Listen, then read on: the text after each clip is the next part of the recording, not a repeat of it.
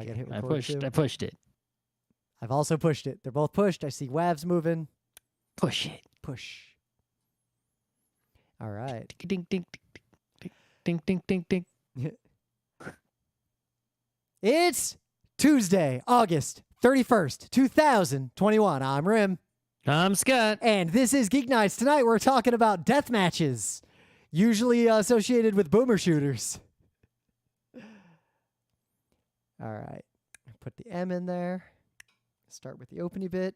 Oh, and the last thing, if you try to search for just deathmatch, Google really wants you to search for like Genshin Impact nonsense. Like that is the word. Genshin Impact have a deathmatch mode? Apparently, and that the word deathmatch is more associated with that than it is with video games, just on Google in general. Genshin Impact is a video game. It is, but it's taken up the space of what kids think of as deathmatch. It looks like I gotta look into that more. It'd be silly because it's like an RPG and it's a pay-to-win RPG. So if you have a deathmatch in it, that's kind of silly. It's yeah. like, If I type who spent the most money, you win. So if I type deathmatch into Google, the most, you win. It literally recommends Impact or Genshin as like related search terms, and if you just and it autofills that in unless you remove it.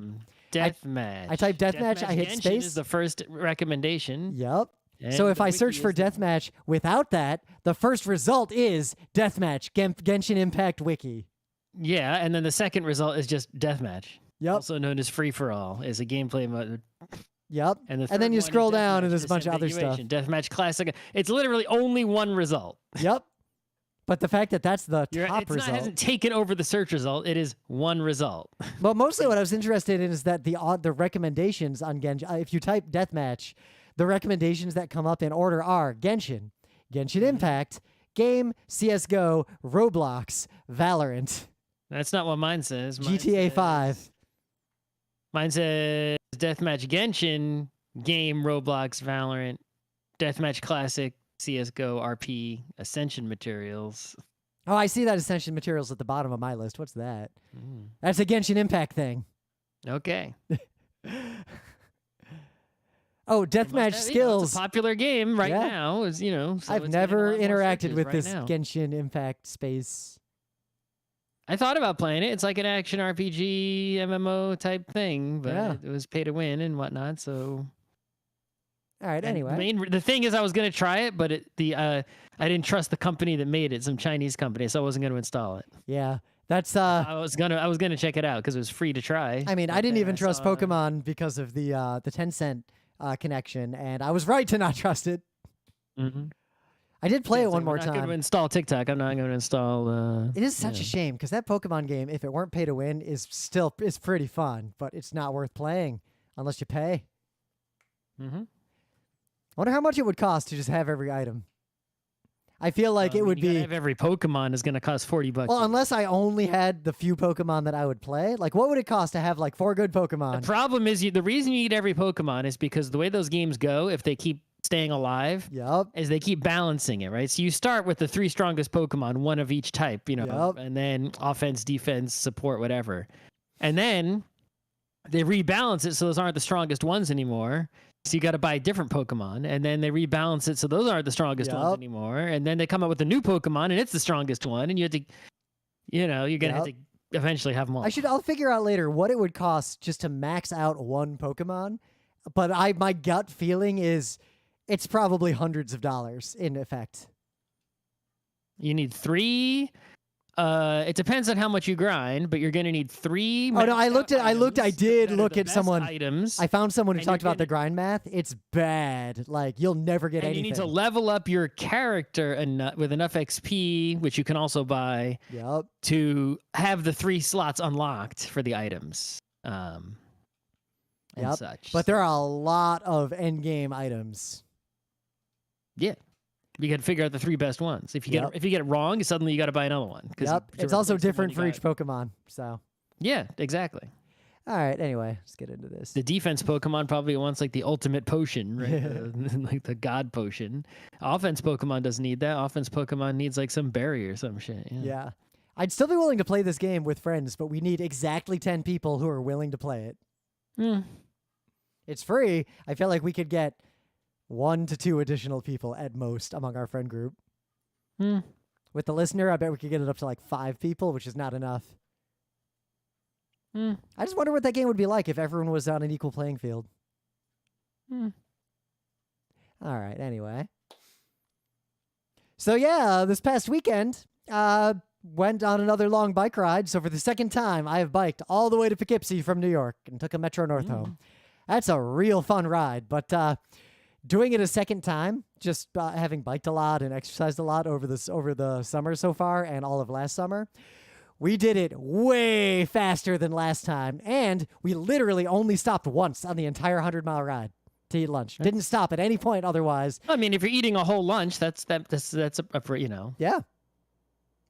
And, got the Camelbacks. When you do 100 miles, if you have the rest stops on an organized ride, you're stopping at the rest stops for like a few minutes and eating some just bars or waffles or something. Well, like when I would land in the Harlem Valley Railroad, I'd land in one of those rest stops. I'd basically walk over, just shove cheese balls and crackers into my face.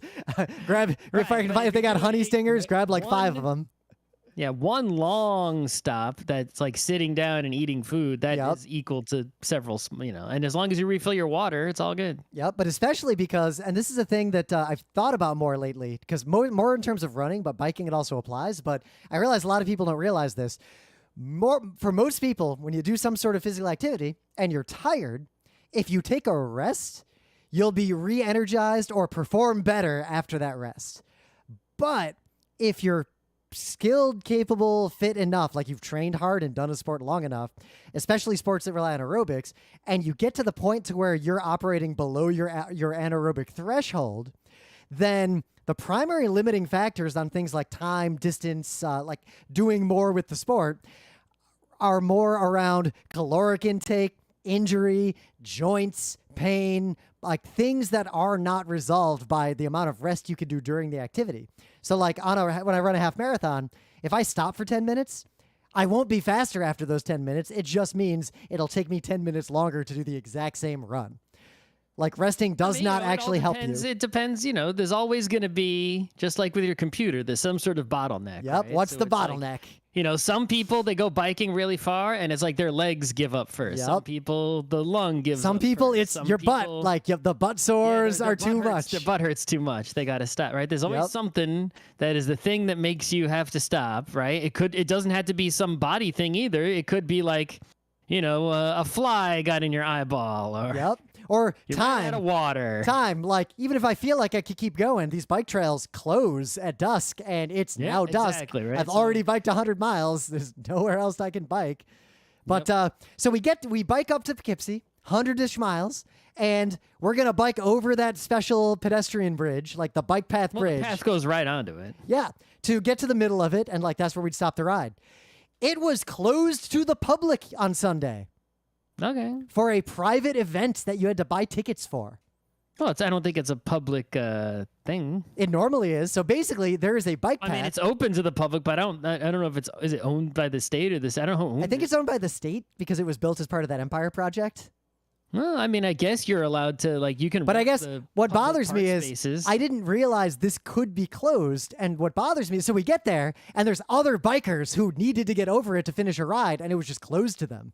They need to get home. Their home was on the other side? Yeah, they were planning long rides. We actually met a guy who runs one of the bike activist organizations that was instrumental in getting that thing built in the first place. He was there. He actually took a photo of us and talked to us. He was talking to all the bikers who got fucked over by the fact that this thing was closed. And the big part was, if you live far enough away, there's no way you'd know some random part of this bike route is just closed to you, especially a bridge where there aren't other good ways over that bridge. Like, there's aren't good ways over the Hudson for a bike up there. So, you can bike over the normal Poughkeepsie Bridge, right? Can you bike over that thing? I don't know. You can bike over the Newburgh Beacon. I know you can bike over the Newburgh Beacon Bridge. I've done it. But I don't know if you can bike over that Poughkeepsie one. I don't know. I never tried. Yeah. But so it was surprising that it was just closed and there was this private event you had to buy tickets for and there were cops everywhere and it was a whole thing. But otherwise, it was a pretty good bike ride. I feel like if we do it again, we could do it even faster. I don't want to go to your private event. I just want to go to the other side. I'm not going to hang out. Nope, they specifically had signs. No bikes even allowed on the bridge. You couldn't even walk them over.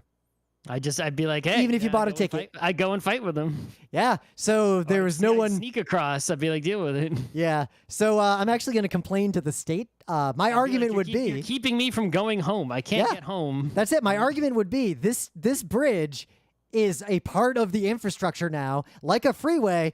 You can't just close a freeway. You have to have a valid, like, approved detour because people rely on it. Like the Queensboro Bridge here, the bike path, they can't just close that bike path. It's open 24/7. They literally run buses. Close it sometimes, but the thing. Well, when they close it, they always alternatives. You can take the subway. No. It's not. When they close the Queensboro Bridge bike path, the city buses categorically provides a bus that will pick people up on either end with their bikes because that bridge is a critical piece of the bike infrastructure. They're not allowed to close it without. I've seen them have a bus where they let people put their bike on. Scott, the fuck are you talking about? We talked about this on GeekNights multiple times. Remember when they were doing all that construction? That bus has shown up many times over the years. There's frequently alternative shuttle buses for things, but I've never seen any bus there's only like a couple of city I have pictures of it. We talked about it on Geeknights because you asked me what was going on when you came over. See if this happens again, but I've never seen it happen. They literally had a stop with a line and a queue in front of, like, around the corner by our apartment. Everyone who was trying to get over that bridge on a bike or a pedestrian would queue up, and the bus would come back, and the trailer car would come back. They load all the bikes into a trailer. They put all the people on the bus, and they drove it over the bridge, dropped you off, and let you pick up your bikes. Right, well, and they ran that overnight from like midnight to 6 a.m. every day that pedestrian path was closed because they can't close it. They're not allowed to. Anyway. How do you not remember this? We talked about this at length on Geeknights multiple times. I don't remember seeing any bike trailer. I've seen plenty of shuttle buses there. Anyway, in some gaming news, this was surprising. Like, I was surprised by this. I heard, like, oh, there's some update to Quake 1, and I just didn't think anything of it. And then Scott was like... You weren't paying attention. No, I wasn't paying attention. attention. And then, so the article I'm linking to was like, hey, an update happened to Quake 1, like the OG Quake 1. But what the update was is... Not only does Quake 1 just work on Steam, which it's always just worked on Steam. It was literally the first thing I paid money for on Steam. I bought the id pack that had every id game up to that point, which included Quake 1. It just worked. They updated it, and what they made it do is you can just start a deathmatch game or a co-op game. You can just click on people's names on Steam and invite them. It'll just work. Full crossplay, room codes, matchmaking, everything. Quake 1 now just works for multiplayer. Well, that's only one thing that was done, the thing that you care about, right? That's the most important thing. What really happened is that they came out, right, with a Quake 1 HD remaster, which is a thing that many games have been doing ever since Bionic Commando Rearmed started that trend way back in the mid-2000s, right?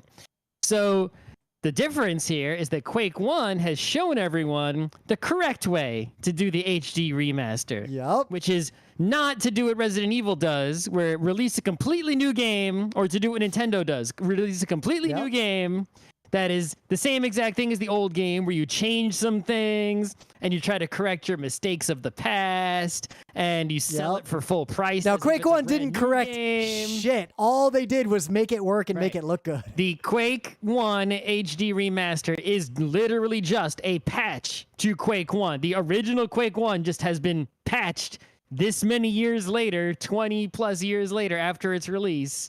They just patched it to a new version. This higher resolution textures, support for 4K resolutions, but it's just the same goddamn game. Like going to that console to work on modern things. Go into that console and type the weird shit you're used to doing. If you get it on the Nintendo Switch or something instead of your computer, there's no original Quake 1 on there to patch. So you just have to buy Quake 1 and you're going to get the newest version of it when you do so, obviously. They've also, I don't know if this was done earlier or just done now, but, Quake 64 is a thing.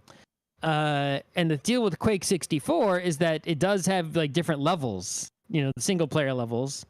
So those are now, I don't know, I don't know if there's a new development or an old development, but those are included. Like you can play the Quake 64 levels on your PC. Now, what I have, the only thing I have not tested is, can I get a mod to just work with this? So I'm gonna absolutely yes, you can. You just get your WAD file or whatever it is, it'll just work. No, so are you 100% sure? Oh yeah, that's what we were doing yesterday. Those weren't nothing we did yesterday was a mod. Yeah, it was. We played on those maps that came in a separate pack. No, map mods are very different from these other mods. What I'm curious to see. I'm just gonna try to make it work. I too. A mod's a mod. A map is just a mod pack. It's a little more complicated than that. Did you ever mess with Quake 1 mods? It's gonna work. It's just Quake 1. It's gonna work. Would you bet it's money? Different. Would you bet money that I can make Mega Team Fortress work in this Quake 1? Sure, why not? It will totally work. How much money are you willing to bet? I don't know if the servers will take. Because, it's like... So, hedging. There's hedging detected. Scott's not sure now. If you load it up just locally, it will absolutely work. I don't know how they're making the servers Scott, work what do you think? If the server is running on my computer when it does the Steam invite, then yes, it will work. But if the server is running on some third-party server, that they have, I don't know how they've orchestrated that. That means it doesn't work if that's true. It does mean it works. No. Because you don't have to use that. You don't have to use the, if for some reason the way they set up the networking is not going to work. Did you ever... You could still use the old networking and make it work that way. Scott, I'm just curious. Server. Did you ever install like multiplayer mods for Quake 1 or Quake 2? Like, you put files in a folder, the end. There's a little more to it than that, but okay. Anyway. You put files in a folder, but that's all you got to do. You could even Quake 3, you just put files in a folder. Anyway, I expect it'll probably just work. I do also expect that there's no way to make the multiplayer work. I expect it's going to fall over in some way on that, but I'm curious to see. The issue could be that if it doesn't seem like they've made any change, right? It's like, I think mods in general will work, right? But that's why I'm asking if you were sure, because I have not seen anyone report on the mods working or not no one's working. trying. But yeah, I'm going to do the investigative journalism. Absolutely work. The question is, there may be a situation where like a specific mod might have some incompatibility with some specific changes in the latest patch, and there might be bugginess, right? But mods in general are going to work because it's still just Quake 1. Yep, we'll see though, because all the mods that are interesting were extremely complex and made drastic changes. I'm really curious to see if Mega Team Fortress will work. I'm going to try this coming weekend, because I have a long weekend. I'm going to earnestly try to make Mega Team Fortress work, and if I can make multiplayer work, I'm not going to promise I'll play it with any of you, because I don't think we could get enough people, but that'll be interesting to see. That's all I got to say about that. If not, I am going to try to make it work in DOSBox anyway because of a panel I'm working on. Some people get the impression that the KEX engine port of Quake is difficult or impossible to mod. However, from my experience, Quake mods work just as well with the remaster as they would with other source ports. It's very easy to install them as well. Here I'll be describing the process. Here's one problem. Mod. So here's one problem I've run into. I did see that people who had tried to make Mega TF work on just the Quake source previously had a lot of difficulties. Oh. So we'll see. We'll see if it works or not. It works just fine. Well, which mods?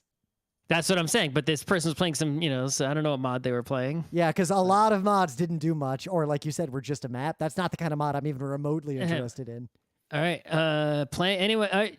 Yes, check to see if Arcane Dimensions worked, and it did. What about smaller mods? Yeah, it works. Just drag the mod folder to the re-release folder and type game mod, square bracket mod in the in-game console. It works pretty much the same as it would with Quake Spasm. Yep. So we'll see.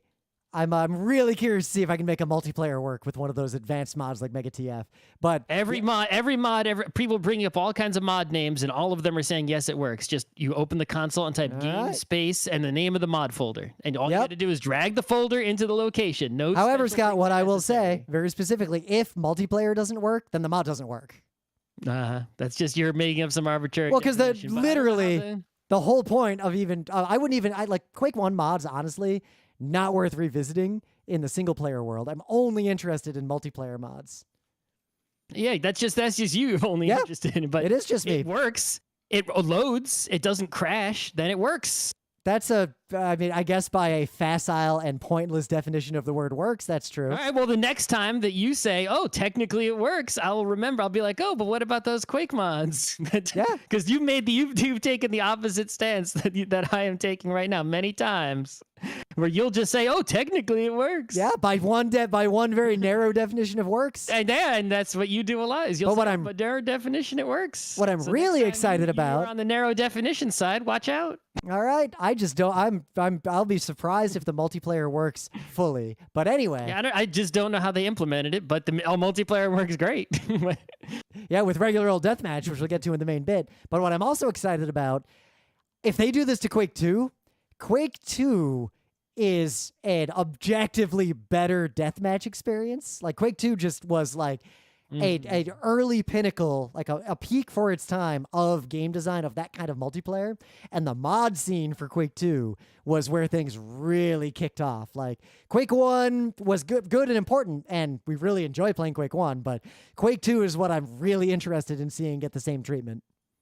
Yeah, I'm sure that I'm telling you, that's the main news here, right? Yeah. It's like, this is how you do an HD remaster, right? Anyone who already owns the fucking game should just just patch it, right? It's like if I've got, friggin' they did Wind Waker remaster, right? So I guess it's kind of hard to patch that. It's a console game, but let's pretend it wasn't a console game. Well, again, that's the power of PC games. But I think part of the reason why a lot of people don't do what you describe is almost every time I've seen inside info about a remake, which hasn't been for many years. They want to make money on it. You don't make money doing what they just did. Oh, no, not just that. A lot of companies don't even have the source code to their games anymore. Everyone has Quake 1 is open source. That helps. Oh, yeah. But I'm saying there are games that had to be re-implemented from scratch based on play and reverse engineering of the binaries they released. That has happened many times.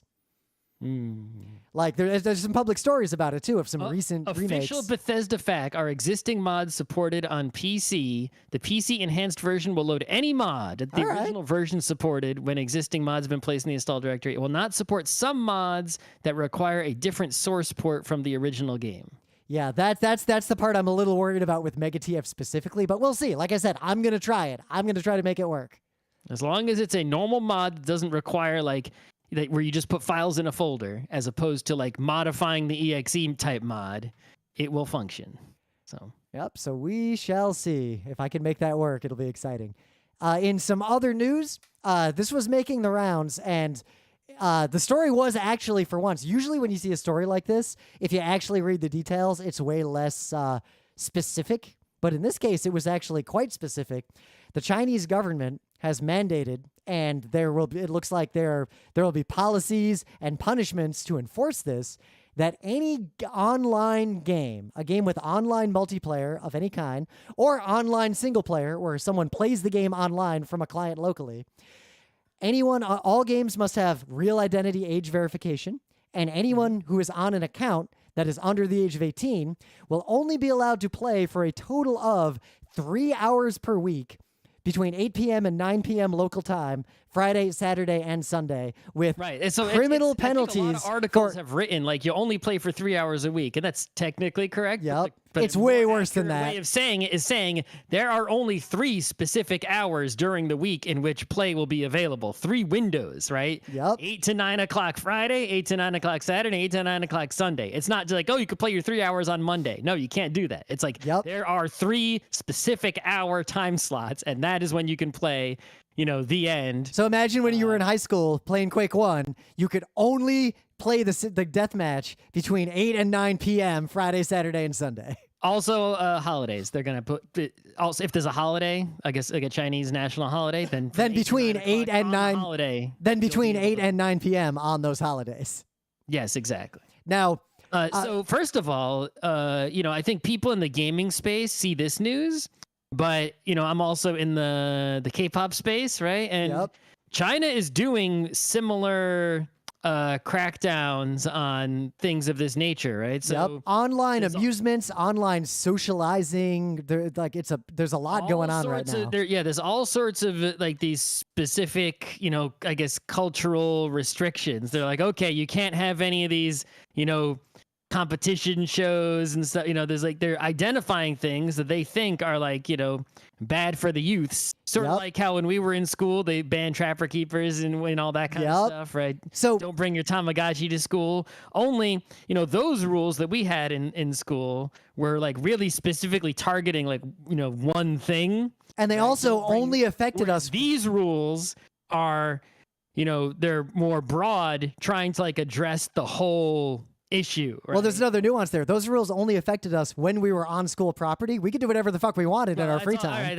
Right, but that's not the point I'm trying to make. The point I'm trying to make is, the difference between a specific rule, right? They're not saying, China wasn't that video game is a problem, that Fortnite. They weren't like ban Fortnite. They were like, okay, we're gonna ban gaming as a anything concept. Because anything like that. We didn't cover it on GeekNights, partly because I like it. You don't necessarily want to take the language and rhetoric in government press releases from foreign nations at face value. There's a lot of reasons. Like, think about what American government press releases look like to the outside world. So a while ago, the Chinese government issued a bunch of statements basically saying that gaming, social media, and a bunch of other things were effectively, quote, spiritual opium. And there was a lot of rhetoric coming out around how those things are colonial artifacts that should be excised from Chinese society. And I treated that like I would any government rhetoric, but it seems like with this new news that the government is now acting on that rhetoric directly and specifically. Yeah, I mean, this is, the exact opposite of, what you get in countries like this one. This country, we can't do anything. The government is just like stuck, right? Like there should be a middle ground. Like the government's the opposite of stuck. They want to do something. Boom, they just fucking do it, right? They're just getting shit done. The problem is half the shit they're getting done is evil and genocide, and the other half of the shit they're getting done is actually maybe not the worst. Well, America's genocide cancels out. America's genocide comes from the free market as opposed to from an authoritarian power. So it's different.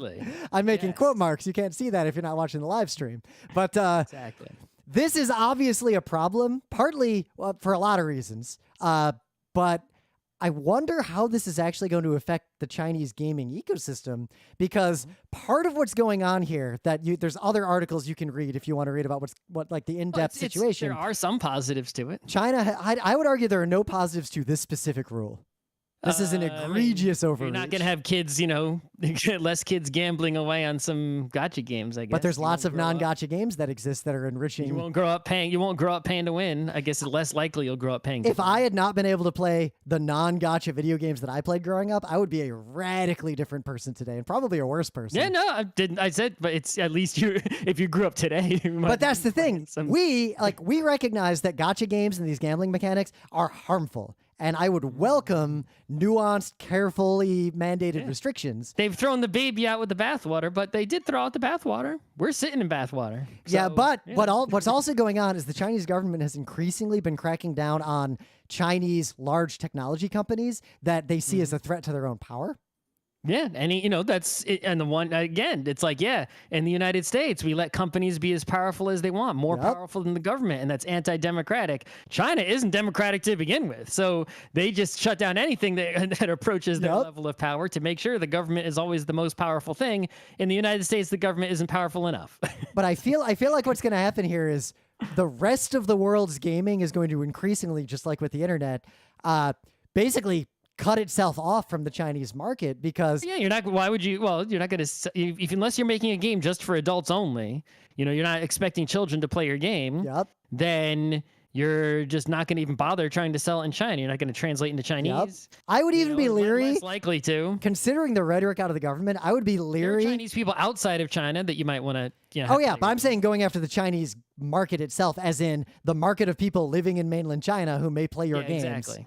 That market is going to come with so much baggage like this. Like, if you run a game there, you have to do real ID age checks to enforce this rule, or you get fucked. Yep. Well, I mean, companies already have their own separate Chinese servers. Exactly. For example, like, Battle.net or, any of those, right? So like you can't talk about Tiananmen Square on those servers, like, for real. Yeah, exactly. Yeah. So, they're probably just the difference is like now, I guess, only unless you're between those 3 hours, right? The Battle.net server will cut off all the kids from playing Diablo or Overwatch. But here's some other things that are interesting. This crackdown, which seems not just to be aimed at controlling society, but also at reining in the powerful companies, many of which are making a lot of money from online gaming, like Tencent. Many of which companies are not Chinese companies, right? Basically taking money from Chinese kids and bringing it over to this side.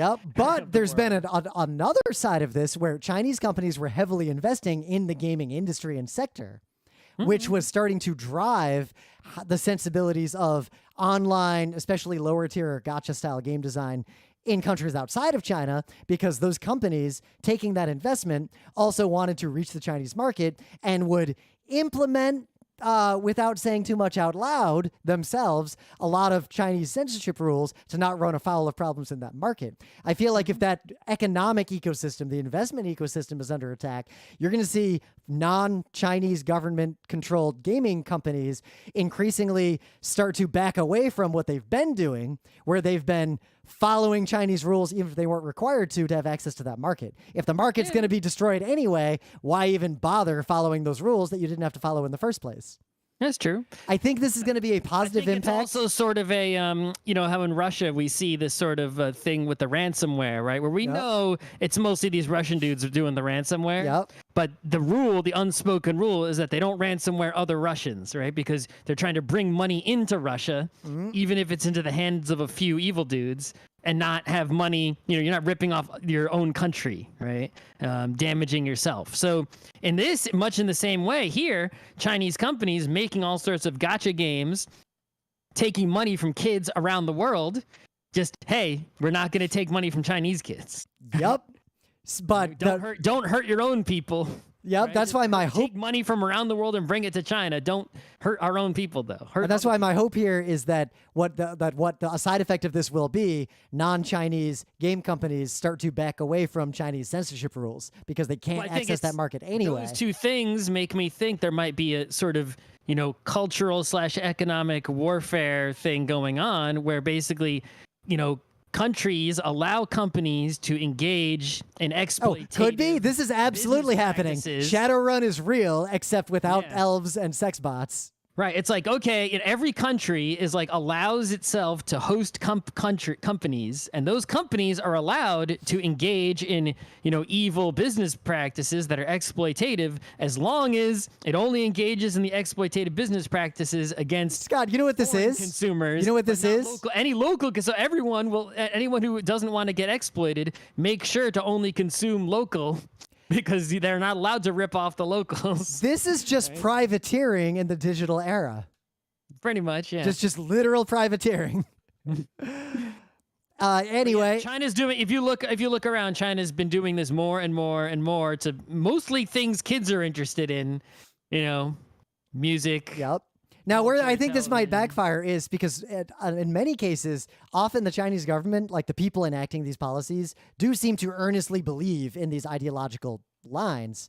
Well, I mean, I think to some extent they are going to get some of what they ask for, right? Is like, it's obviously it's not perfect like you would imagine it, but it's like, yeah, without the video games, kids are probably gonna have to, do more homework. And see, now that is where I want. So say this is happening. My guess is that the mistake they have made in these policies is that the children who have more access to gaming as a whole, knowing that there is a harmful aspect of gaming with gacha games, will probably have better outcomes, and the Jane McGonigal attack of gaming makes people better as long as the games are good. I feel like... Well, but you're only cut off from multiplayer games, and your parents could still let you play in their account, and you can play all the local non-online games you want. If you're a really cool Chinese kid, you'll set up a LAN party at your house to play multiplayer games that way. So there could be a market for games with LAN support in China for multiplayer I do, though, suspect that this is a presage to further crackdowns on gaming in mainland China. Yeah. I think this is just the beginning. This is far from over, and it's going to get... I think that based on the rhetoric that led up to this... Basically, anything that becomes too popular with the kids that they see as harmful, they've already, established this pattern. They are going to restrict or crack down on it in some way, right? Either completely banning it or, in this case, in other cases, just limiting the parts of it that they see that are, like, not cool. Yep. Right? So it's like, with the K-pop thing, I don't know the details because I read the article a while ago and didn't read too closely. But it's like, they didn't ban, like, singing and dancing in music shows on TV. Right? They banned like this sort of competitive aspect that a lot of the shows have because they saw a lot of like fan culture, full of people, attacking each other. Right. And that's the part that they thought was bad. Right. So it's like in Korea, you'll just see like these straight up competition shows. Yeah. Where it's like, this group's better than that group and whatnot. And they're like, in China, they banned like ranking type stuff. Right. No more rankings. There was a lot of things where, they would like have fans send in money or click on votes to like, get their favorite group ranked higher than the other one. They crack down on that sort of thing. Right? They're not like, hey, no more singing and dancing pop music. They're keeping that. So the last thing, the part that they see as negative, in this case, kids playing online games for too long instead of doing something else, or they crack down on only that part, right? They didn't crack down on just no video games for any kid ever. Yet. Yeah, and well, a telling point, and we'll move on, is I have some numbers here. NetEase, gaming company and Chinese gaming company, their stock was down 8% immediately after this news. Oh, yeah. Tencent dropped, but less. But Tencent owns a lot of non-gaming stuff. Like Tencent is just a also, massive... even though Tencent's a Chinese company, a lot of their customers are not Chinese children. Yep. NetEase is much more invested in that specific market. Not children. And in one more news, this is just I'll link to a couple of Twitter threads that can sort of go more into this. But if you like tabletop games and you're not paying attention to the tabletop industry, which frankly most tabletop gamers don't, and that's fine. Like most people like movies, but don't pay attention to the movie industry. Tabletop games are about to get like 4 to 10 times more expensive, and this is not going to get better anytime soon. Tabletop is entering there's a lot crisis. Of reasons for it. I welcome it. I mean, the tabletop has gotten to the point where there's definitely a bubble of too many games, too many small publishers. It's starting to contract again and consolidate. I don't think you can have too many. I don't want to say there's too many games or too many small publishers, right? Because I don't think you can have too many. Well, I would say I don't think you can, and I think there should be a huge number of small independent publishers. I don't think the market can bear that many, and most of these games will not get bought. I think that there's too many. There's not too many games. There's too many people attempting to live off of those games. See, also live streaming. Like there are way more hours of live stream content made than every human on Earth could watch, and that ecosystem is not sustainable. There's only so much money in tabletop to go around. So it's like it's great that I want more people to make more games all the time. As many as we can get, all the new ideas, just a flourishing ecosystem of new games all over the place. But some people have to realize that even if you've got some players for your game, that might not be enough to live on. Don't go don't go down that road and risk your livelihood on that. So in a nutshell, there's many more factors at play, but the biggest ones are, one, remember that Suez Canal problem?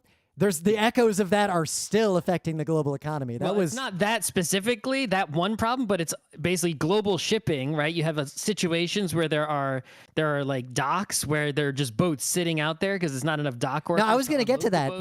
The first one is that one incident. We have still not recovered from that one incident.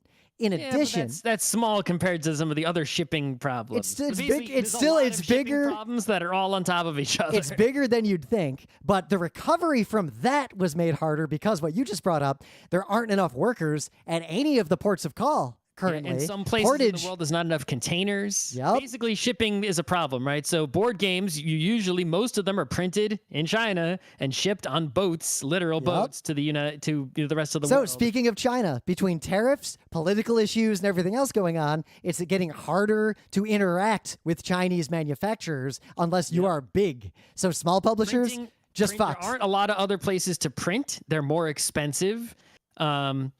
Most people who are making tabletop games, the trend these days is to make a big fancy game with lots of shit in it. Right? And not a nice little if you make a nice little tiny game like a deck of cards, you can probably just have it printed in the US, no problem. As soon as you want components beyond a deck of cards, some basic 6-sided dice with pre-printed numbers on them. Full of miniatures and boards and plastic shit. It's like, well, even just cardboard, like more complex shapes in cardboard, hard to get in the US. I'm actually going to I'm going to quote Restoration Games because they were talking about this at length a while ago.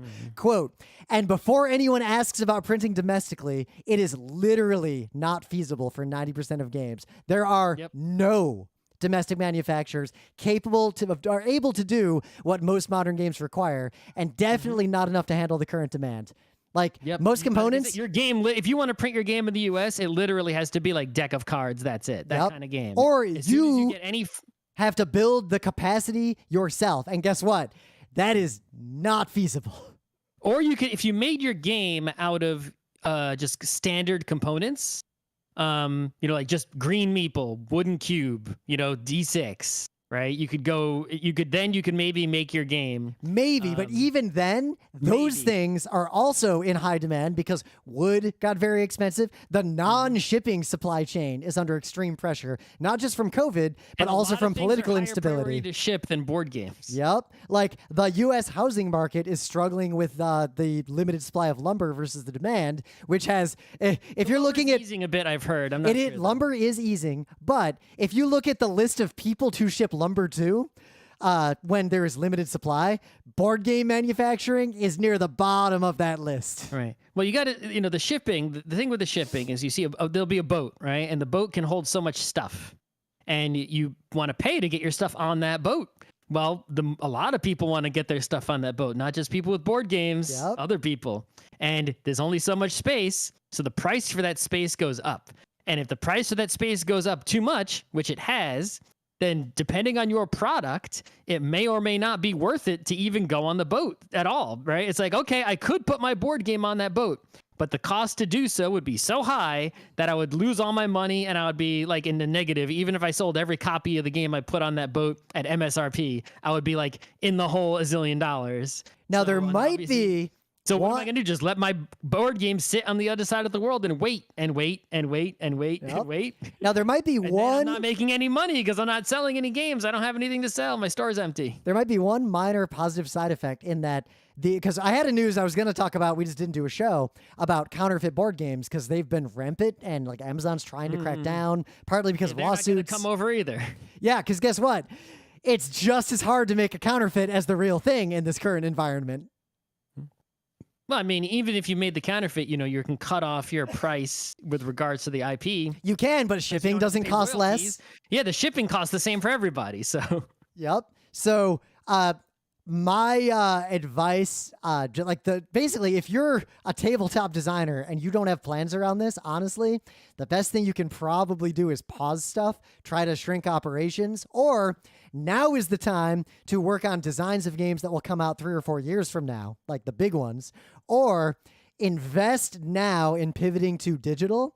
Because I think the future of complex tabletop board gaming, honestly, and I think this might be a catalyst to drive this more, is you build digital first, you release digital, playtesting at scale via digital is how you get your final version, and the physical game, comes out. Make the physical one then? Because a lot of people still like the physical one. I still want to play physical Root. That'll be like a niche bonus thing. I still prefer to play physical Root over digital Root. I only play digital Root because I can't easily play physical Root right now. Yeah, digital Root is just way better. It's so much faster. You don't have to get rules. It takes so much less time. You don't have to look up rules. But I'm saying you design one of the primary things that makes tabletop good. We talk about this a lot on GeekNights, is that you designed around physical constraints and it forced your game to be more elegant, even if you weren't trying to be elegant. Design your game. So I'm saying, physical. That's what I'm saying.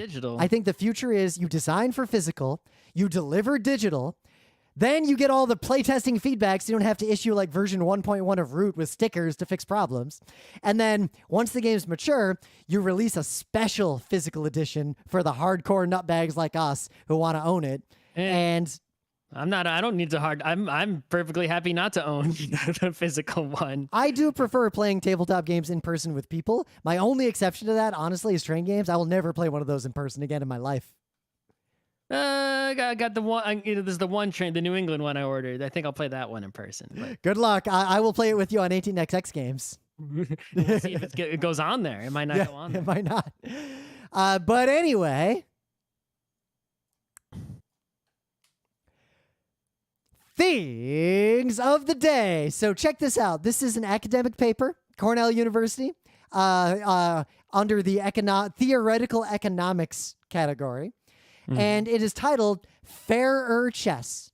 A reversal of 2 opening moves in chess creates balance between white and black. The TLDR is, if you have the start of chess be a snake, like how Settlers starts, it seems it might actually eliminate the difference between black and white, meaning the first mover advantage. That is huge, if true. And it looks plausible based on this paper. And this is something fascinating that I'm surprised no one has posited this before, or if they have, why no one noticed. Well, I think, it's so we have Settlers is a good example, right? In Settlers, they recognize this sort of this first mover advantage when you're setting up and putting out your initial settlements. And then as soon as the game starts, you go around in a circle. Yep. Right? It's like, well, why don't you just keep snaking the whole damn game? If you recognize that that's fairer, why not just keep it up? Why do you have to? And then you think other games, I think what happens is that games tend to either be simultaneous play, just go in a circle, or they have some other turn mechanism, like there's an action to become the first player, or you bid to be the first player, or in Power Grid, you arrange the turn order based on how many cities you have, all these sorts of other mechanisms, right? Once you need a better turn order, you invent a new turn order mechanism that's better than a snake that goes back and forth. I guess, yeah. I guess there are a lot of games out there, even 2-player games, that are still just take turns in a circle, and there's often, backgammon, chess, checkers. It's like, even if you just start the game with a snake, like player 1 goes first, then player 2 goes twice. Yep. Right. And then, Well, this gets back to something we've talked about a lot in convention panels. Like we talk about this a lot in Play to Win, and game mechanics. We've brought this point up so many times. And the point is very much that turn order is something that a lot of game designers just ignore. They just, we'll go clockwise, don't worry about it, and they focus on the rest of their game. Yet turn order is often the primary and sometimes sole determiner of victory in perfect play. It's a turn-based game. Turn order matters a lot. Yep. And many tabletop board games of the German persuasion, like the ones we like, the hobbyist, quote, serious, weird, different, whatever, however you want to categorize those board games, they often have mechanics around manipulating turn order for a very good reason. And yet that's just a blind spot in most game design for whatever reason. I think it's relatively, recent, like a few decades recent, people making games with different kinds of turn order, actually experimenting with that. And so any old game that's so old and entrenched like chess, where no one's, there's alternate versions, plenty of them, but no one's changing the rules of the original, right? If any games that are older than a few decades that are still around, the turn order is sort of stuck in a bad way. Yep. No reason you can't play Monopoly with a snake. It's probably just better. They almost definitely. No reason you can't play Scrabble with a snake. It's probably just better. I suspect a reason for this is I bet some game designers literally don't even think about it. But in fact, Scrabble would probably be the best if like whoever has the lowest score goes next or something like that. But I suspect part of it might be whoever's seen the fewest tiles from the back, whoever's drawn the fewest tiles from the back, keep track of how many tiles each person has drawn. So whoever's seen the fewest new tiles gets to keep. So my counterpoint for game designers who do recognize this, I have noticed in my entire gaming life that a lot of people struggle profoundly if any game doesn't just go clockwise. Well, it's hard to keep. You need a mechanism to keep track that doesn't confuse. But even people. with those mechanisms, I see people just repeatedly mess it up forever. And it's something that if you have a non-standard turn order, you have to deal with. But a snake, you don't have to deal with it because the snake is still a very simple pattern. And literally, the new chess move, like if you follow these rules, is just white, then black goes again, then white goes again, and then you alternate for the rest of the game. That's it. That's the only change. Mm-hmm. Oh, I didn't know. Why would white go? I thought it would just be white, black, black, white, black, white, black. No, because basically the game normally would be alternating white, black, white, black, white, black. All you do is group all moves into pairs first. So white, black, white, black, white, black. Then just flip the second one. That's the only change. So it goes white, black, black, white, white, black, white, black, white, black, white, black. That is the change specifically. It's easy. If you see it written out, it makes a lot more sense. Yeah, that does make a lot more sense. But I was just thinking, I had the same, when I read the paper, like I had the same struggle, but then when I saw the little diagram of like what the turn order looked like, it just clicked instantly. Yeah, I think it would it still be fair to just go, white, black, white? Probably white, not, black, because the paper specifically makes the argument that this exact change makes the game fair. Yeah, it's still, I think seems good. The conclusion, and also just going white, black, white, black, white, black. Yep. So the most salient point, though, I'm just going to read this sentence so you do your thing of the day, is that because humans playing chess, it doesn't fucking matter. It only matters for machines because of the way chess is. But, quote, this conclusion is supported by computer analysis of chess openings. Oh, that's true. Chess is a really easy game to test this with because, yeah, you can just have computers play it against each other to see what the results are. Yeah. So what do you got? We can do the same thing with checkers. We can get some checkers playing computers. And, the problem is, I think with checkers, it doesn't matter because checkers is absolutely solved. The solution would say the same. Yeah. The solution is a draw no matter what, so I don't think snaking... Would it not be a draw if you change the turn order? If you change the turn order in checkers, either it would guarantee that white wins or it would still guarantee a draw. I don't know that there's any way to figure that out but brute force because checkers was solved by brute force, and I don't think we have a better method. Basically change the turn order and run the brute force again and see what the result That brute force was done like 20 years ago, so I wonder if we could do it faster. I'm not invested enough to think about this beyond what we just said, but someone else go figure that out. Okay, so my thing of the day. This YouTube channel is apparently quite old, I guess, but YouTube told me about it recently, probably because I was watching like some factories and things of that nature, and this is somewhat related, tangentially. It's all related to that Gears video we watched once a long time ago. Yeah, so there's this dude in Texas somewhere. He runs a transmission business called Precision Transmissions, and it's like, okay, it's a dude fixing transmissions. But first of all, an automatic transmission, it's like, yeah, I know the principle of how one works because I'm a nerdy guy who reads the internet and such, right? I know the principle, but you open up an actual automatic transmission and look inside, and it's like, what the fuck? Yep. It's like, so that's hydraulic, and that's electronic, and that's a valve, and that's a clutch, and there's the planetary gears. It's like, you can understand some of the parts on their own, and then you put them all together, and it's just like, this guy has a YouTube channel, and basically he takes apart transmissions. This guy knows more about transmissions than I know about computers. He just knows so much, and he's breaking down all the parts, and he can really specific things. He's like, oh yeah, this washer, he's like, it's too thick, too thin. Oh yeah, you can see that one's worn out. You got to replace this one. It's like, you could do this or you could do that, but this one costs a lot. It's like, even if you don't give a shit about cars or hate cars or, whether you don't even care about how a car works, it's just really, it's always fascinating and enjoyable to see someone who knows a shit ton about something breaking down that something. And this channel has they're doing so many videos on here. It's like, wow. This is real good biz. I subscribed immediately after you sent me the link.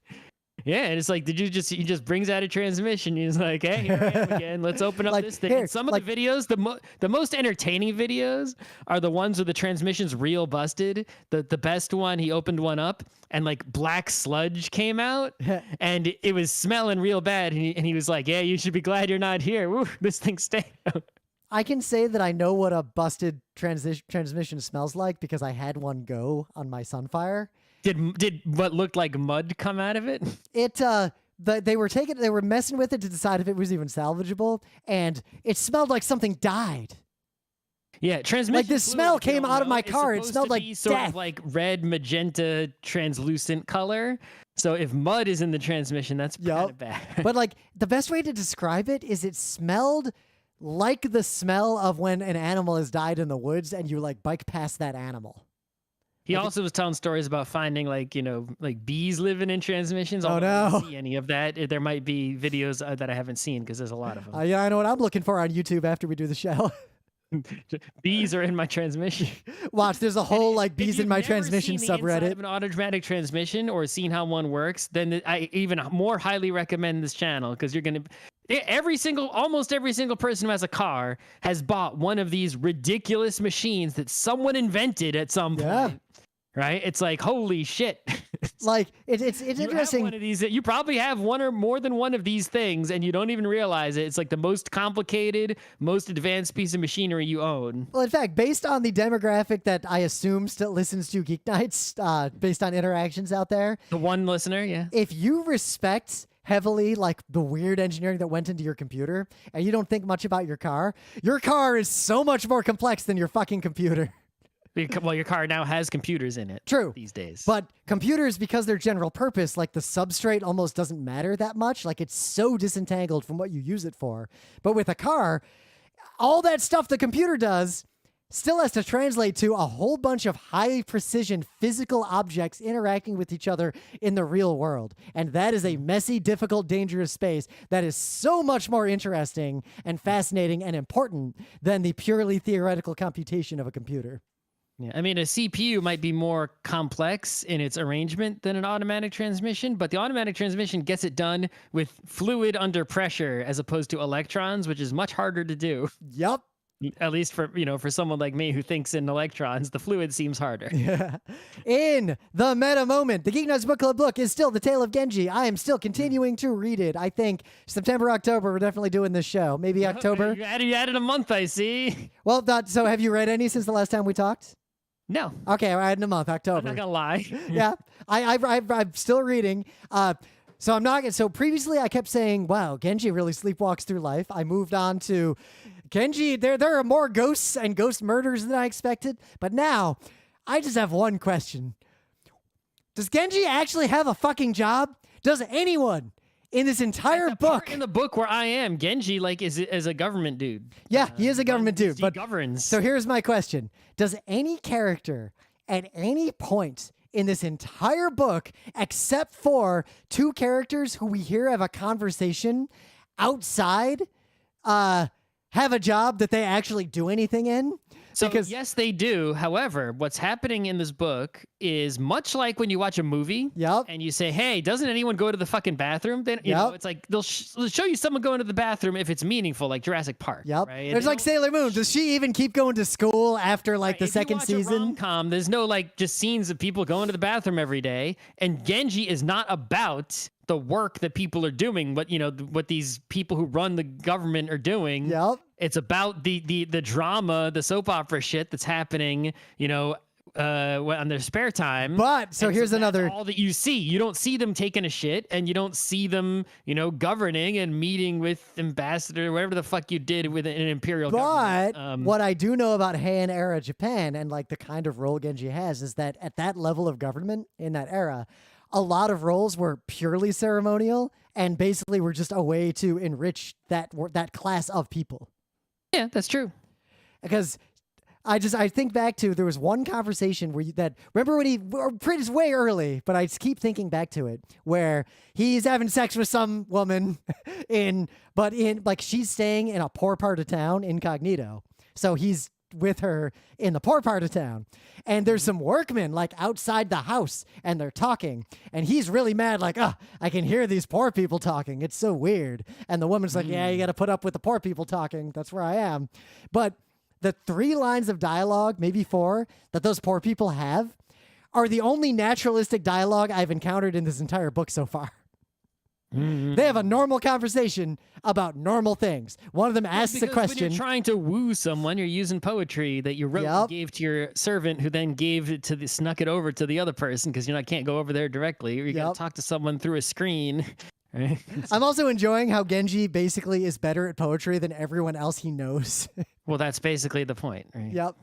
So yeah, Tale of Genji is pretty good, but again, my advice to you, if you were going to read it with us, start now. You'll probably finish it by the time we finish it, but do not fuss over the fiddly details. Just let the story wash over you and just try to read it for enjoyment. Don't read it for lit crit. If you try to read all the details, it'll take you longer to read than it's taken us. Yep. And that said, otherwise our stuff's on the internet. Go find it. Let's talk about Deathmatch. Some people, I just want to say quickly, some people have applied to our forum lately, which still exists. You can come and talk to us in our forum. We got a good Discord, forum, for that matter. But people who've come to the forum, when you apply to register for the forum, you have to type in a reason that you are coming. And I've seen some people lately typing in some reasons that are like, hey, I want to make friends and talk about stuff. Don't type that. That's a bot. You're a bot. Right. That reason is too generic for me to believe that is a listener of the show. If you want to, I will just accept you easily. You just have to write a reason that indicates that you are a Geeknights listener. You could write something like, I've been a Geeknights listener for 2 days and I heard this episode. Like, clearly, something that's clearly not a bot. It doesn't take much. It could be just, literally just like, I want to make fun of Scott. Clearly that's not a bot if you wrote that, right? So it's like just something that I will read and say, that's not a bot, that's a real listener. Boop, approved, right? But if you say, I want to discuss things, I want to learn something, I can't trust that that's a human. I feel like you're gonna. it. I feel like you're gonna want to discuss Bitcoin, and you want to learn about how you can get us to like Bitcoin. So if you get rejected, don't dismay. It's nothing personal. Just try again and write a better reason in your reason box. Think of it as you have to pass a Turing test to get into the forum, and we've set the bar a little higher than the average Turing test. Yep. Convince us in a couple sentences that you're probably human. That's all you got to do. Not it does take less than a sentence anyway. Yeah. I mean, I can imagine very, very short sentences that would convince me that you're cool to join If you our wrote, forum. I am the listener, that would get you in. That would literally get you in. No question asked. Like, you know what I will say? If anyone applies to the forum in like within a week of this episode and you just put in the letter A in lowercase, I would approve you. Okay. What are the odds that's what a bot's going to try? Bot's never going to try the letter A. It's the best password. What can I say? So, deathmatching was the concept of a deathmatch game is actually pretty new in terms of like gaming as a genre or something people would describe. It's about 20 something years old. Yeah. I'd Though games that did very similar things did exist for a long time in a lot of forms. I would argue that Doom and Quake were what made Deathmatch with a capital D become something that people started to try to put together. Is there even one older than that? I don't think there is one. Unless you start to use broader definitions. Like some of those old networked PC games were arguably deathmatches, but not a first-person shooter deathmatch like we're talking about. Here's what it has to be a deathmatch, right? It doesn't even have to be a first-person shooter. It's a game in which there are several characters. Each character is a player. All right. And you are thrown into the same arena as each other. It can't be one-on-one because that's just a fighting game. Oh, so a MOBA. We're not done yet. With what I've said so far, I guess a MOBA is still in the category, but I'm going to add more things to it to exclude MOBAs. And once you're in this arena, everyone is on generally equal footing to some degree in terms of, what they do in the game, right? But your main goal is to kill the other players, to destroy them in some way. Everyone is on their own. You're not on a team or anything. Team deathmatch is a different thing. And you kill people, and when you kill them, you get a point. You kill someone, doesn't matter who it is, you get a point. And you compete until either time runs out and you see who got the most kills, and you set a number of kills, and whoever gets that number of kills first is the winner. And there's respawning, because obviously if you just died and didn't come back like Counter-Strike, it would just be, last man standing. That's a battle royale, which is a newer genre that appeared that is distinct from deathmatch. So there has to be some sort of respawning, either Quake, where it's immediate, you die and you're instantly brought back to life on the next frame, or a timer, like most other games these days, where you die, you wait a little bit, and then you play again. So the term itself, deathmatch, was literally coined by John Romero. And the other thing that I remember vaguely knowing the history of FPSs, but I was thinking about this more in light of the show we were going to do. According to people who worked at id, the idea for the deathmatch primarily came out of the team liked to play Japanese fighting games and trash talk each other. And then they started to wonder, could we apply this to other games? Could we get that same feeling in other games? It's also just, when you already have a game like Doom or Quake stood up as a single player game, and you've got the networking code in there to allow multiple people on the same map, the deathmatch is like, you have to write almost no code. Because remember, if Doom 1 was the first FPS for all intents and purposes, like Wolfenstein is on the line, because it's almost like it's on the edge, where it's literally on the line between a maze game and a FPS, because the shooting is the least interesting and important part of Wolfenstein. Yeah. Wolfenstein 1, obviously. I'm not talking about recent ones. Wolfenstein 3D. Yes. But Doom was a single-player game. Vanishingly few people on Earth had the ability to play that game multiplayer. It had included in the official thing, but you could plug a null modem in with your serial ports, or be a wizard, or have an IPX network or something, and you could play Doom deathmatch. And Doom Deathmatch, what I find the most fascinating is that Doom and Quake 1, the first 2 real death matches, were just tacked on things that most of the player base could Doom not 2 use. Also. Oh yeah, Doom 2, and Quake 2, like that the whole span, those 4 games. Final Doom. It was a tacked on mode that a vanishingly small number of people could play, a genre effectively invented from nothing, and yet the first ones are 100% playable today and fun today, and in many cases are better than deathmatch games that have come out recently. Like, that genre there's not much you have to do to make it. It's not much you can do to make it better. Yeah. Like, well, even worse, it's like a lot of the things that made it better arguably also made them more fiddly. Like, we were playing Quake 1 a bunch lately, and last night we were playing with some friends, and we all agreed that it was almost refreshing to play a deathmatch first-person shooter where there's no reloading, there's no waiting to respawn, there's no rules about being like the game just fucking goes pop pop pop go go go. Well, like, it was so simplistic that it was almost less mental effort to play, despite being just as difficult. Well, that has less to do with deathmatch itself than just with the fact that newer FPSs have made a lot of those changes and add a lot of those things from Quake for various reasons of their own. Right?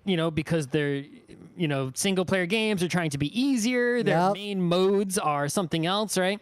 But as a result, it's just a side effect that the deathmatch mode suffers from those things, right? It's like you're trying to make Half-Life. Half-Life was optimized for the single player adventure play, mode, right? There is Half-Life Deathmatch. It's kind of meh.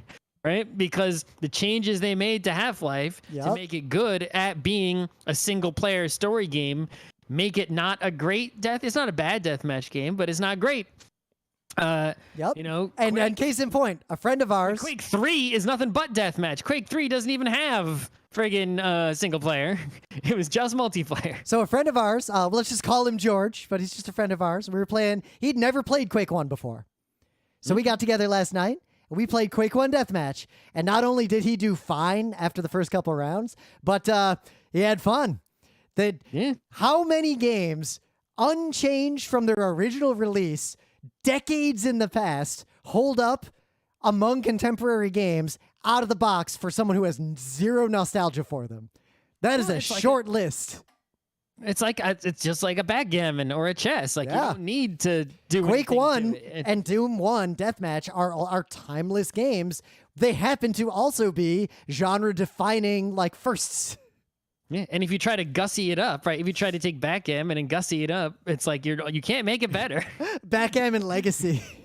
Yeah, it's like there's nothing you can do to it. I dropped the nuke. I dropped the nuke on the 4th chevron on the black side. Wait till the next game. We'll see how that affects everything. You look at like a modern FPS where there's all these different classes and things like that. It's Overwatch has a deathmatch mode. It's not that fun.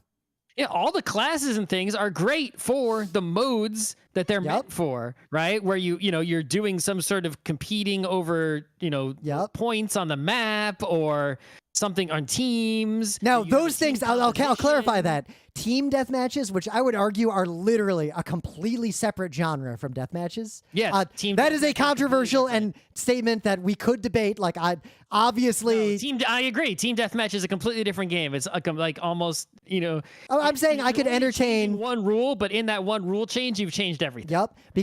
But team deathmatch in Overwatch, because of the classes, are more fun than team deathmatch in like a Quake 1, because the classes, like, there's a whole different dimension to team dynamics. It's more like professional sports like football, but I digress. With deathmatch, I think a very important element is that they're stateless and that every player has the exact same capabilities, much like a fighting game. You can all choose any fighter.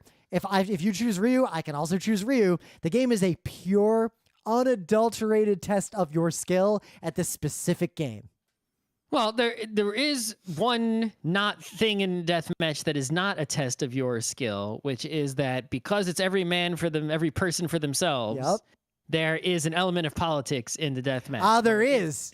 However, some sort of coordination amongst the players, you can gang up on someone and intentionally. I would argue, while that is true, in practice, these games tend to be so fast and so skill-based that Well, we'll get to that. Someone who is skilled enough to be able to engage with politics is skilled enough to win anyway. And even in the lack of communication, the pattern of almost all deathmatch games is that the skill is not killing people while not being killed. It's you not actually, dying. you want to die. Actually, dying is fine too. Sometimes. You're going for a high rate of kills because the only thing that's ranking you is how many kills you've gotten. If you kill 10 people and then die, that is way better than killing 5 people with never dying, or 1 person and never dying, or 2 people very slowly and never dying.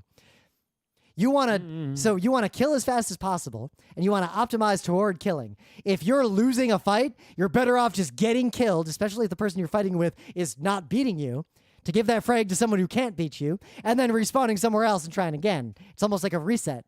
But 2, in that situation, the primary skill to be good at deathmatches when there's a disparate set of players is note who is bad at the game. Like, oh, blue is bad. And target them. Yeah, follow them around. Just milk them for kills over and over and over again. That is how you win deathmatches. If you see 2 people fighting, hang back and just spam them from a distance. Maybe you'll get them both. Let someone else do the hard work. Kill stealing is a primary component and skill of deathmatches.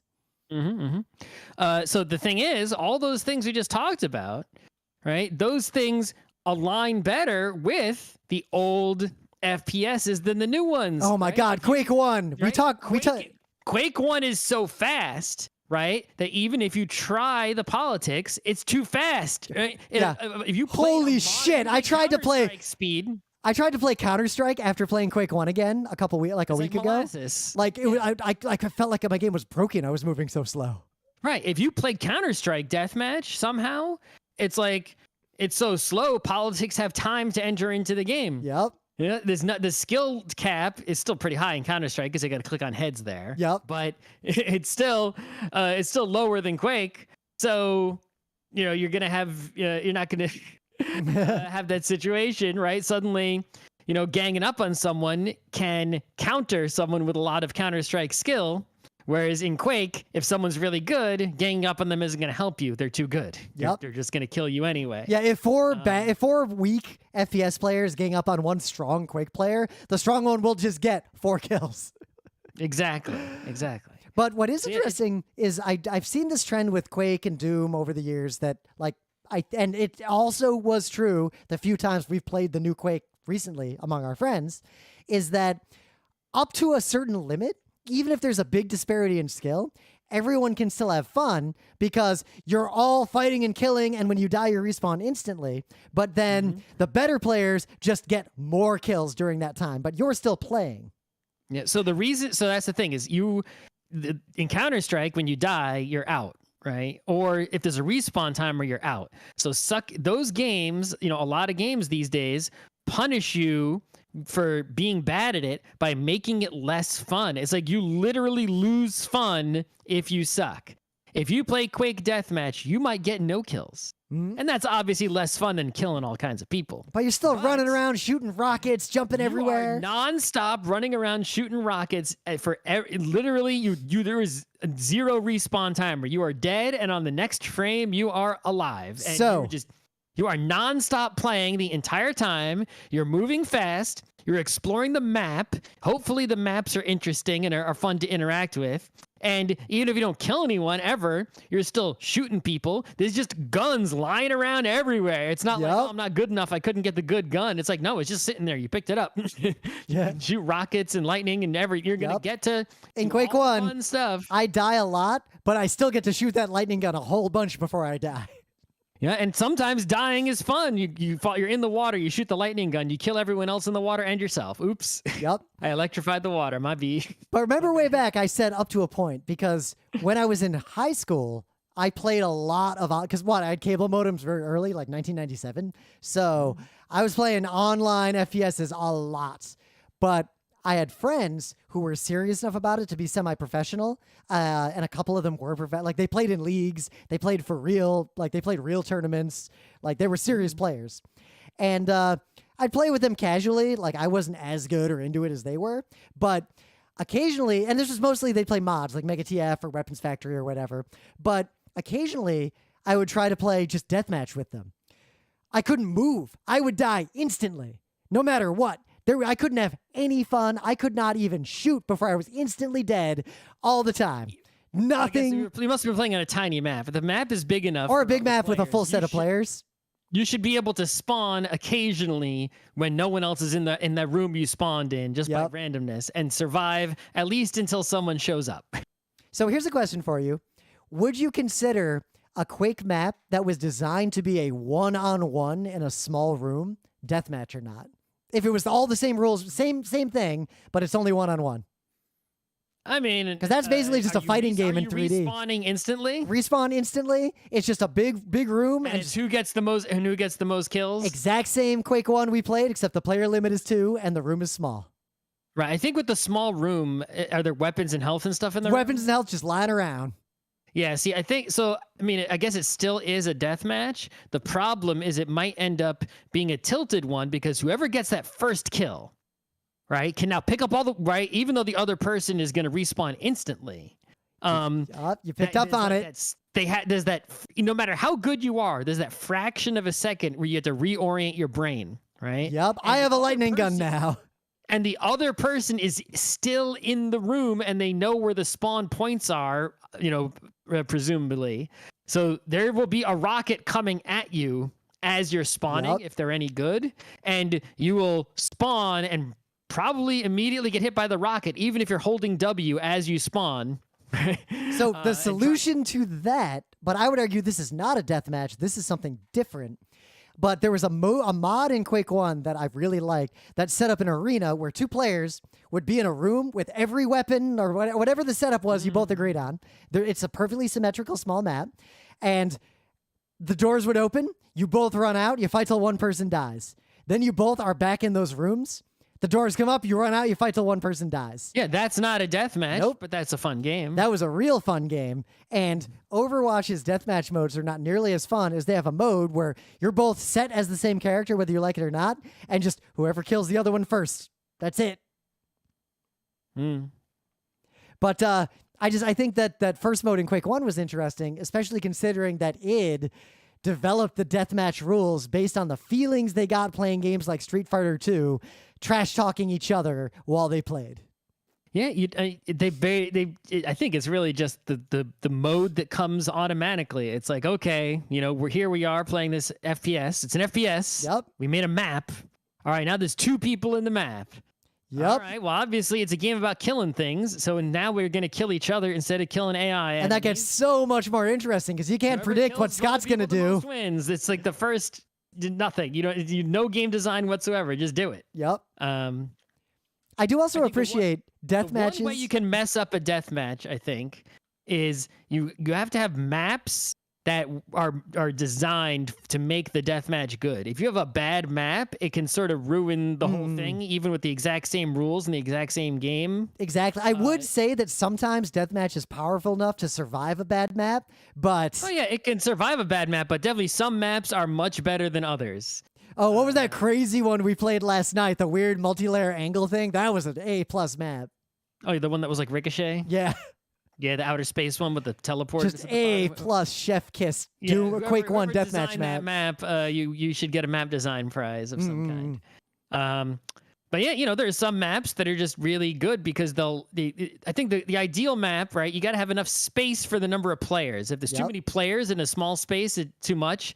If there's not enough players in a big space, it's too boring. Yep. You got to have the right balance of different interesting situational weapons. Like you can't have weapons that mostly do the same thing. Unless you're making a deathmatch where everyone has just like a pistol and it's really simplistic and minimalist. Sure. You want to have some areas that are really claustrophobic and contained, hallways, nooks and crannies, so you can get stuck in there with someone. But you also want to have your big wide open areas so you can rocket jump and snipe people. But also so you can have dynamics like if you encounter someone who appears to be strong in an area where you're not good at that kind of fighting, you can try to bait them into following you into a place where you have the high ground. Like that dynamic. Or if you spawn your particular weapon, like, maybe a grenade launcher is good in hallways, right? Then you stick to the hallways. You don't go to the big open area with the grenade launcher. Oh, now I've got the rocket launcher. Now I'll go to the big open area, see if I can get somebody. I like maps that have a game. If the game is a railgun, go to the big open area, right? I like maps that have at least one gimmick, like the lava pit that you can hit the button and it just opens. Like I like it there being a gimmick of some kind because it's always funny. Really good because they force players to move, and usually what you're going to be doing in a deathmatch is, there'll be some sort of route you have to go around the map. You're always moving. If you sit still, you're going to die. So you got to be moving to either find or run away from players. Right? So you have a route, a loop. I used to call it the loop. Like you just do your loop. Your loop is going to be including health, armor, weapons, ammo, right? To keep yourself stocked up. You encounter people, you kill them, and you keep going on your route. You might change your route based on certain situations, but you're moving around all the time. You need features in the map that cause players to change up their movement. Yes. Right? There's a quake. The quad damage appears on these intervals in this particular spot. So it's hard whatever reach. your route is, push a button and go up an elevator to get there, but it's so worth getting it. So once in a while, people are going to group up at this spot to try to get this item. Yep. Or you're going to group up away from the spot with a rocket launcher, wait for all the noobs to group up and get a whole bunch of kills. Except the noob with the quad damage is going to come if it's not you. Can't let him actually get that quad damage. That's the problem. Yeah. So that's how it's got to do. Yeah. But I think Deathmatch is...